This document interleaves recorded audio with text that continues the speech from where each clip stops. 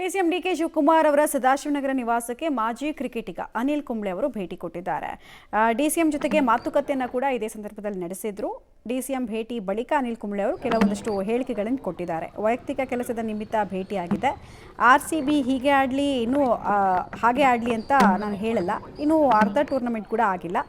RCB ಇನ್ನೂ ಬೆಂಗಳೂರಿನಲ್ಲಿ ಪಂದ್ಯ ಗೆದ್ದಿಲ್ಲ. 18 ವರ್ಷದಿಂದ ಕಪ್ ಬಗ್ಗೆ ಬರ ಇದೆ. ಇವತ್ತಿನ ಮ್ಯಾಚ್ಗೆ ಆಲ್ ದ ಬೆಸ್ಟ್ ಅಂತ ಹೇಳ್ತೀನಿ ಅಷ್ಟೇ ಅಂತ ತಿಳಿಸಿದರು. ಹೋಮ್ ಗೇಮ್ ಇದೆ, ಇನ್ನೂ ಗೆದ್ದಿಲ್ಲ ಬೆಂಗಳೂರಲ್ಲಿ. ಇವತ್ತು ಗೆಲ್ಲೋ ಚಾನ್ಸ್ ಇದೆ, ನೋಡೋಣ. ಈ ಬಾರಿ ಕಪ್ ಎತ್ಬೋದಾ ಸರ್ RCB? ಅದನ್ನು ಹೇಳಬೇಡಿ, ಅದನ್ನು ಹೇಳಿದಾಗೆಲ್ಲ ತೊಂದರೆ ಆಗುತ್ತಲ್ಲ. ಅಲ್ಲ, ನಿರೀಕ್ಷೆ ಖಂಡಿತ ಇದ್ದೇ ಇದೆ. 18 ವರ್ಷ ಆಗಿದೆ. IPL ಇದ್ರವರೆಗೂ ತುಂಬ ಚೆನ್ನಾಗಿ ನಡ್ಕೊಂಡು ಬಂದಿದೆ. ನೋಡೋಣ ಏನಾಗುತ್ತೆ ಅಂತ. ಇವತ್ತಿನ ಮ್ಯಾಚ್ಗೆ ಆಲ್ ದ ಬೆಸ್ಟ್ ಅಂತೀನಿ ಅಷ್ಟೇ. ಯಾಕಂದರೆ 2 ಟೀಮಲ್ಲೂ ಇದ್ದೆ ನಾನು.